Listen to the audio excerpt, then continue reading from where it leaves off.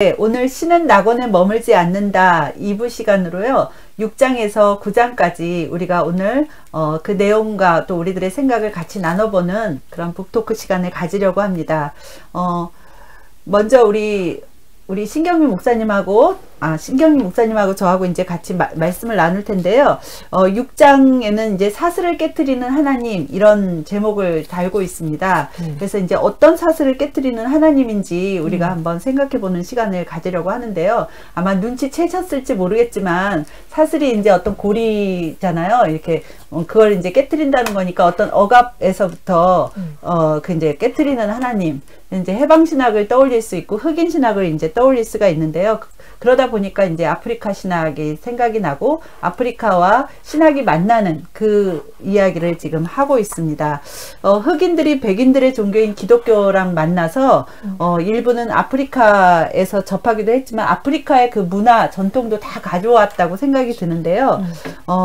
이 제목을 보면서 느낀 그 간단한 인상이랄까, 그거에 대해서 먼저 우리 신경미 선생님도 한번 이 장에서 느꼈던 말씀을 한번 해주시겠습니까? 예, 저는 예전에는 이렇게 흑인 신학에 대해서 많이 접하지 못했었는데 이 책에서 보면서 여기 그 흑인 신학자 제임스 콘이라는 분이 천국을 믿는 것은 이 땅의 지옥을 용납하지 않는 것이다. 그리스도의 부활에 드러났듯이 노예들이 미래를 꿈꾼다는 것은 그들에게 고통을 가하는 이 땅의 불의와 하나님이 그들을 그리스도 안에서 살도록 의도한 방식 사이의 모순을 직시하는 것이다. 천국이란 그들이 고향에 들어가는 것을 의미한다. 이 약속된 미래는 단지 절망을 모면하는 것에 그치지 않는다. 이는 또한 그들이 현 질서에 저항하도록 했다. 굴욕적인 노예살이는 장차 받을 면류관과 어울리지 않기 때문이다.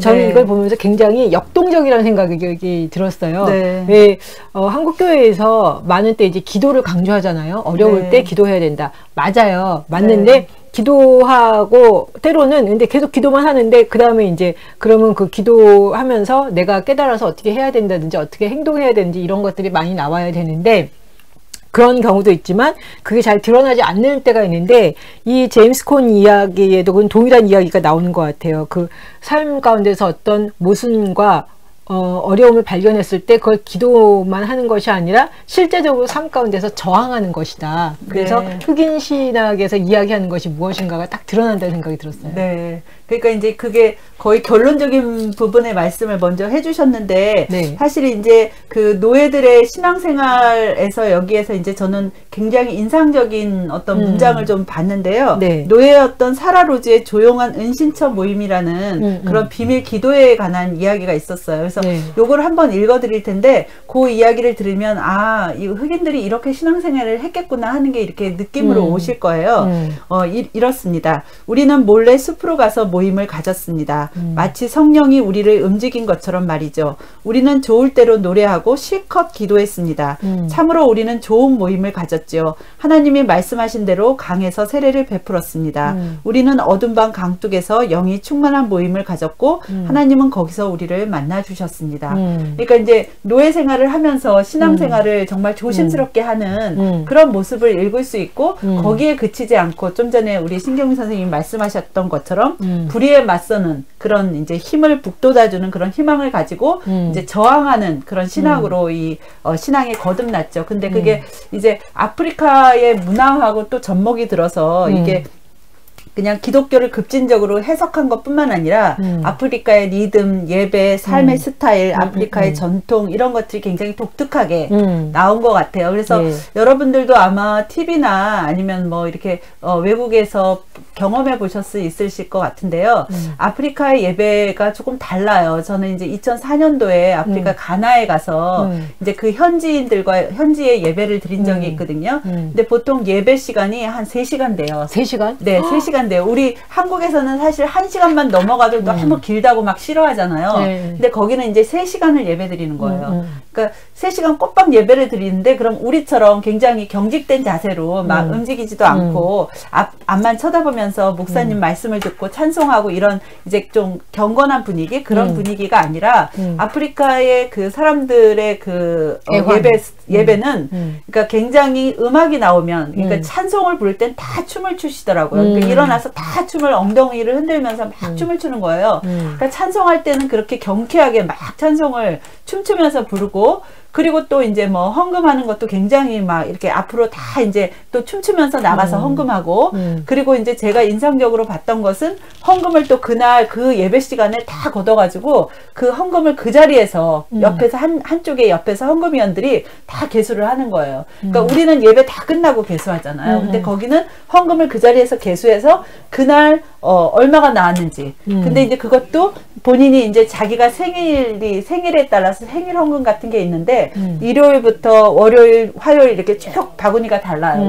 7개가. 그러면 내가 화요일에 태어난 사람이다 그러면 화요일 바구니에다 헌금을 하는 거예요. 그래가지고 이제 그날 계수한 사람이 아 오늘 일요일 팀은 얼마 또 월요일 팀은 얼마 이렇게 발표를 할 때마다 그거 가지고 막 이제 많이 나온 요일에서 그렇게 막 환호성을 지르고 막 기뻐하고 이런 그 약간은 굉장히 축제적인 분위기의 예배를 경험했거든요. 3시간 동안. 그러니까 3시간을 예배 드린다고 해도 하나도 지루하지 않았어요. 그랬어요? 재밌고 유쾌하고 그러니까 이제 그런 문화가 이 아프리카의 흑인 신학에는 흑인 예배에는 또 담겨져 있는 것 같아요. 근데 이제 그게 아메리칸 대륙에서 노예 생활을 하면서 그게 이제 예배로 다시 바뀌었을 때는 어쨌든 이제 다른 문화를 좀 가졌다는 거죠. 근데 이제 물론 이 저항하는 신학도 있지만 그쵸. 그런 이제 아프리카의 고유의 풍습도 같이 전통이 흘러져 내려왔다.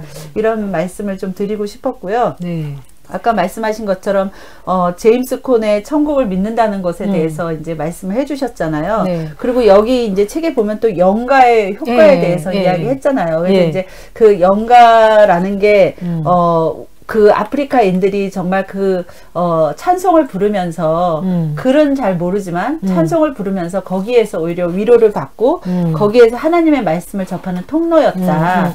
이제 그 영가가 그런 효과를 가지고 있었는데 네. 혹시 신경미 선생님은 신앙생활에서 그런 영가의 효과 같은 거? 뭐 이런 것들이 혹시 어떤 것에서 경험하시는 게 있으신지? 저는 한 5년 전쯤에 남아프리카 공화국에를 가서 그 프리토리아에 있는 예를 들면 이제 우리나라로 치면 제가 보기에 정릉교회 정도 되는 것 같아요. 네. 원래 예전에는 백인 목사가 계속 거기 담임 목사였는데 네. 그 다음에 이제 제가 그 무슨 뭐 선교 훈련이 아니라 무슨 선교 미팅 갔다가 거기서 이제 남아프리카 목사님을 만났고 그래서 이제 제가 기회가 되면 한번 남아프리카 공화국을 방문하고 싶다 그랬더니 오라 그래가지고 기회가 돼서 남아프리카의 그 프리토리아를 갔고 그분은 이제 흑인이셨지만 그 예를 들면 이제 그런 정릉교회 같은 100 몇십 년 된 오래된 교회에 그 담임 목사셨어요. 그래서 네. 이제 저한테 또 갔을 때 이제 설교의 기회를 줘서 제가 이제 그 교회에서 설교를 했는데 그냥 예배 시간은 그냥 거의 비슷했어요. 그리고 이제 전형적인 서구 스타일의 예배를 딱 드렸어요. 근데 백인도 있고 흑인도 있고 이렇게 같이 있어서 아 그냥 그런가 보다.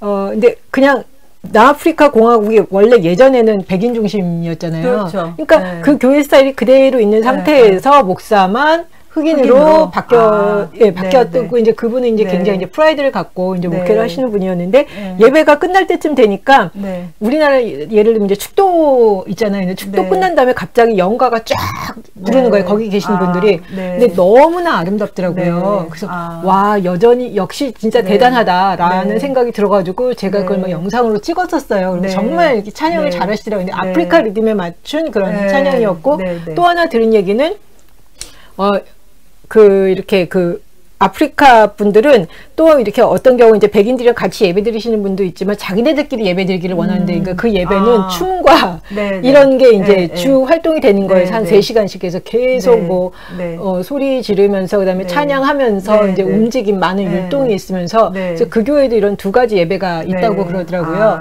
그래서 이렇구나. 굉장히 인상적이다. 그리고 너무 이렇게 막 아름답다. 확실히 좀 다르구나라는 생각을 했었어요. 근데 예. 그 당시에 저도 이제 그 예배 시간에 화장실도 막 다녀오더라고요. 그러니까 우리랑은 하여튼 좀 달랐죠. 아프리카의 예. 예배는 좀 다르고 거기에서 어떤 힘이 있는 것 같아요. 예. 그래서 그 흑인들이 노예 생활을 하면서도 그 삶의 어려움을 극복할 수 있는 어떤 힘을 주는 그런 찬송, 그렇죠. 그런 예배, 그렇죠. 그런 힘이 바로 이제 신학으로 표현된 게 또 예. 흑인 신학, 또 해방 신학이 아닌가 예. 이렇게 이제 생각이 듭니다. 그렇죠.